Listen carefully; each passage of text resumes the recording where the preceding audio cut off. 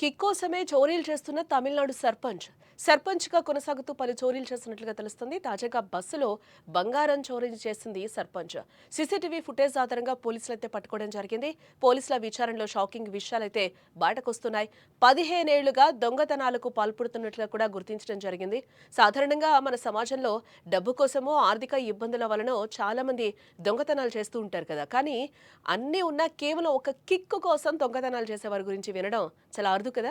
ఇప్పుడు తమిళనాడులో వెలుగులోకి వచ్చిన ఓ కేసు అందరిని ఆశ్చర్యానికి గురి చేస్తోంది. ఈ ఫోటోలో కనిపిస్తున్న ఈమె పేరు భారతి. ఈమె ఒక గ్రామ సర్పంచ్, ఒక ప్రజా ప్రతినిధి కూడా.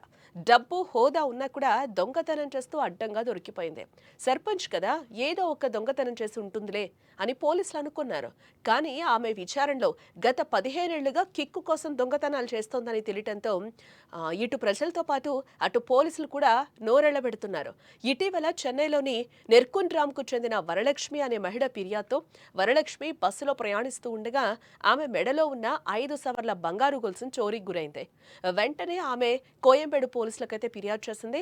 పోలీసులు బస్సులోని సీసీటీవీ ఫుటేజ్ను పరిశీలించగా సర్పంచ్ భారతి ఈ చోరీకి పాల్పడినట్లుగా స్పష్టంగా కనిపించింది. దీంతో పోలీసులు ఆమెను అరెస్ట్ చేసి అదుపులోకి తీసుకున్నారు.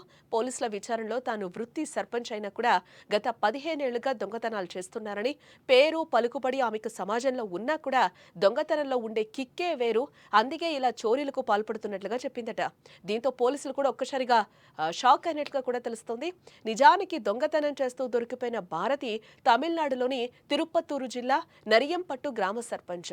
ఈమె అధికార డిఎంకే పార్టీకి చెందిన ప్రజాప్రతినిధి కూడా.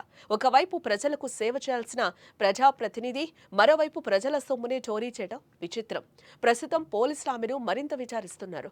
ఆమె ఇప్పటి వరకు ఎంత సొమ్మును దొంగతనం చేశారు, ఆ సొమ్ముతో ఏం చేసింది, ఈ చోరీల్లో ఆమెకు ఎవరైనా సహకరించారా అన్న విషయాలు ఇంకా తెలియాల్సింది.